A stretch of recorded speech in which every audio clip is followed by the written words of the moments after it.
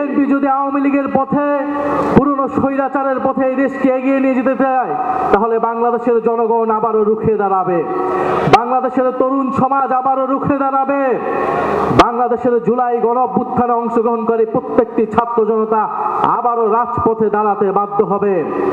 আমার জানা নেই, যারা এখানে অভিজ্ঞ আছেন, মুরব্বী আছেন, তারা বলতে পারবেন বাংলাদেশের ইতিহাসে এত কম সময়ে, মাত্র 2 মাসে কোন সরকার এতটা অজনপ্রিয় হয়েছিল কিনা। বিএনপি সেটা বাস্তবে প্রমাণ করে দিয়েছে। এই সরকার 2 মাসে যতটা অজনপ্রিয় হয়েছে, আমরা জানি না আগামী 6 মাসে তার কি হবে, তার অবস্থান কি হবে। আমরা দেশে কোনো অস্থিতিশীলতা চাই না। আমাদের দাবি একটাই, গণভোটের গণরায় বাস্তবায়ন করে জুলাই গণঅভ্যুত্থানকে প্রকৃত সম্মান দেওয়া, জুলাই শহীদ পরিবারকে প্রকৃত সম্মান দেওয়া, আহত যোদ্ধাদের প্রকৃত সম্মান দেওয়া।